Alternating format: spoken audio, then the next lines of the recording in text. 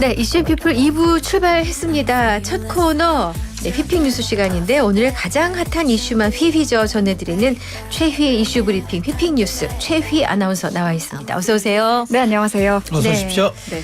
종다리가 갔죠? 네. 근데 물폭탄이 대단했다고요. 맞습니다. 어제 밤에 천둥 치는 소리 혹시 들으셨어요?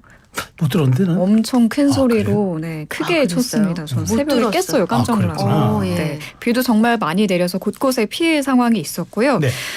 지금은 이 9호 태풍 종달이 열대 저압으로 약화했지만 여전히 중부 곳곳에서 강한 비바람이 부는 곳이 있습니다. 우선 오전부터 세차게 쏟아지던 비는 빗줄기가 많이 약해졌는데요. 서울을 포함한 수도권에는 호우특보 모두 해제됐고 강원도 일부에서만 호우특보가 발효 중인 상황입니다. 네. 다만 아직 길이 미끄러우니 안전운전 하셔야겠고요. 네. 현재 수도권을 포함한 중부 곳곳에 약한 빗방울 떨어지고 있습니다. 오늘까지 수도권과 강원, 충청에 많은 비가 쏟아지겠고 남부지방에는 최고 60mm의 비 예상됩니다. 네. 오늘 수도권과 강원도는 낮까지 최고 30에서 50mm 매우 강한 비가 집중될 수 있어 주의 필요하겠습니다. 바람도 강합니다. 내륙을 중심으로 순간 풍속 15m 안팎의 바람이 거세게 불겠으니 해안가 접근은 피하시는 게 좋겠습니다. 네. 네, 근데 이 무더위는 지금 어떻게 되나요? 네, 어제보다는 중부지방 보면 기온이 2도에서 5도가량 낮은데요. 오늘 서울 30도, 춘천 28도, 대구 34도 보이고 있습니다. 느낌상 왠지 선선하다 느끼신 분도 계실 거예요. 네. 비가 이렇게 내릴 때는 비교적 선선하게 느껴지지만 비가 그치고 나면 습도 때문에 더 끈적한 더위 심해지겠습니다. 맞아요. 네. 네. 내일이 절기 처져오더라고요. 내일도 비가 내리겠고요. 비가 그친 뒤에도 밤낮을 가리지 않는 무더위는 계속되겠습니다. 네. 자, 다음 소식입니다. 국회에서 반가운 소식이 날라왔는데 여야가 전세 사기 특별법 처리에 합의했다고요? 그렇습니다. 전세 사기 피해자들을 지원하기 위한 전세 사기 특별법 여야 합의로 국회 국토위를 통과했습니다. 22대 국회 첫 합의 처리인데요. 국민의힘과 더불어민주당이 각각 당론 발의한 전세 사기 특별법을 심의해 국토위 차원의 수정안을 만들어서 의결한 겁니다. LH가 전세 사기 피해 주택을 경매로 낙찰받은 뒤 피해자에게 해당 주택을 공공임대로 제공하거나 감정가에서 경매가를 뺀 만큼의 경매 차익을 피해자에게 지급하고요. 퇴거할 수 있도록 하는 내용이 골자입니다. 네. 해당 주택에서 계속 살 수 있게 해주거나 전세가에는 못 미치더라도 감정가만큼은 보전해 주겠다는 취지입니다. 피해자들이 LH가 제공하는 공공임대주택에서 살기로 결정한다면 10년 동안 거주 기간이 보장되고요. 또 연장을 원하면 일반 공공임대주택 수준의 임대료만 내고 10년 동안 추가로 살 수 있습니다. 네. 개정안은 법제사법위원회를 거쳐 8월 말 본회의에서 그대로 통과될 전망입니다. 그렇군요. 자, 마약 수사 외압 의혹 청문회가 열렸죠. 이 내용도 전해 주세요. 네, 세관 직원들이 마약 밀반입을 도왔다는 사건 수사에 외압이 있었는지를 밝히는 청문회가 어제 오전 국회에서 열렸습니다. 대통령실의 개입을 의심하는 야권은 제2의 최상병 사건이라고 여론전을 폈는데 자, 여당은 실체 없는 공세라고 반발했습니다. 네. 먼저 어떤 사건이었는지 좀 정리를 해드리면 지난해 9월 영등포 경찰서가 필로폰을 국내로 밀반입해 들여온 말레이시아 마약 조직이 검찰에 송치했는데요. 네. 인천공항 세관 직원이 밀반입을 도와줬다라는 진술을 확보하고 세관 직원에 대한 수사에 들어갔습니다. 그렇군요. 네. 영등포서 형사과장으로 수사팀을 이끌던 백혜룡 경정은 이 과정에서 경찰 상보와 관세청으로부터 언론 브리핑을 연기하라거나 보도자료에서 세관 관련 내용을 빼라는 부당한 외압을 받았다고 폭로했어요. 네. 수사 외압 의혹 논란에 야당은 여당의 반발 속에 청문회 개최를 의결해 어제 청문회가 열린 거고요. 청문회 핵심 쟁점은 경찰 지휘부와 관세청의 조직적인 수사무마 압박이 있었는지와 이 과정에 대통령실이 개입했는지 여부입니다. 청문회 시작부터 용산 관련 발언이 있었는지를 두고 진실 공방이 벌어졌는데요. 먼저 백경정 주장은 9월 20일 밤 김찬수 당시 영등포 경찰서장, 현 대통령 비서실 행정관이 전화를 걸어와서 용산이 사건 내용을 알고 있다. 심각하게 보고 있다라고 말하며 언론 브리핑 연기를 지시했다. 대통령실 외압이 있었다고 주장했습니다. 대통령실에 관심을 넌지시 알리며 브리핑을 하지 말라는 취지였다라는 주장을 이 백경정이 펼친 거고요. 반면 이 말을 한 인물로 지목된 김찬수 전 서장은 네. 언론 브리핑을 연기하라고 지시한 건 맞지만 용산 대통령실을 언급한 적이 없다며 의혹을 부인했습니다. 네. 브리핑을 연기한 건 스스로 자체 판단으로 결정한 거고 마약범의 일방적인 진술만 있는 상황이어서 수사 후에 브리핑을 할 걸 제안한 거였다라고 설명을 했습니다. 당시 지휘 라인에 있던 서울경찰청 관계자들도 증인으로 출석했는데 이 의혹을 부인했습니다. 네, 두 사람 중 한 명이 거짓말을 하고 있다는 의원들의 질타가 쏟아졌고요.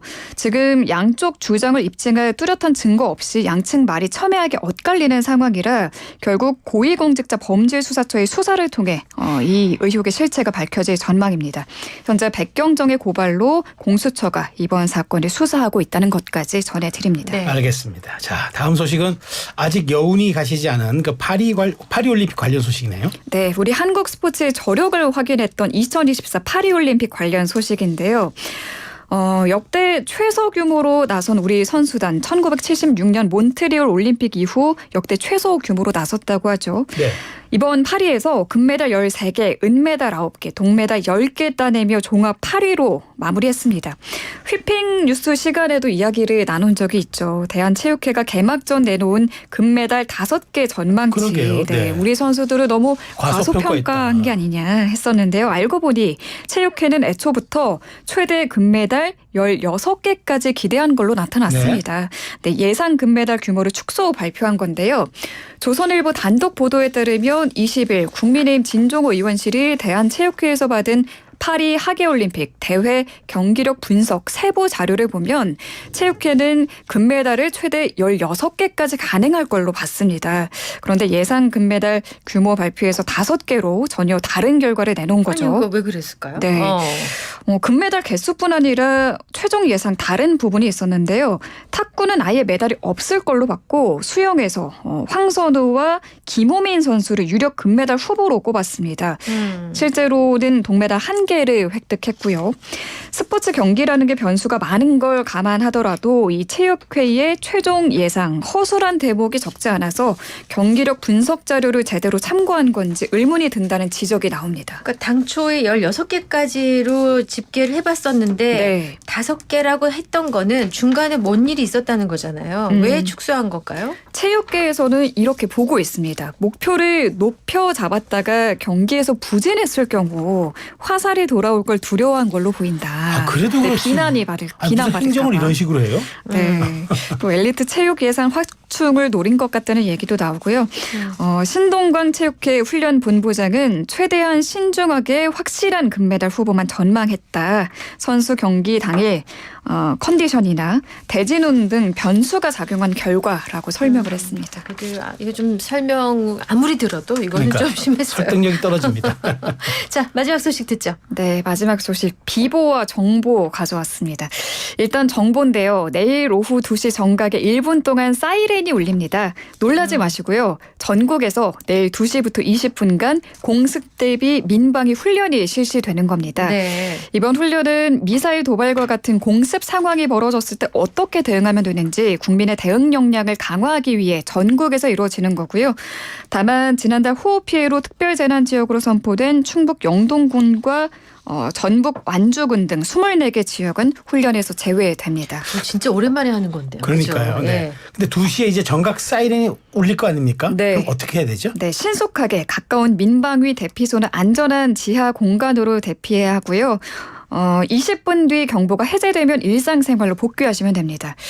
또 역시 오후 2시에 전국적으로 소방차 길터주기 훈련도 실시가 됩니다. 약 15분간 진행이 되고 왜 우리 도로 위 선진 시민분들 구급차가 지나갈 때 마치 모세의 기적처럼 길 터주시는 그렇죠. 거 있죠. 정말 잘하시죠. 네, 우리. 그것처럼 해주시면 됩니다. 네. 2차로 이하 도로에서는 오른쪽 가장자리로 비켜서고 3차로 이상의 경우엔 2차로로 비워주면 됩니다. 그렇구나. 네네.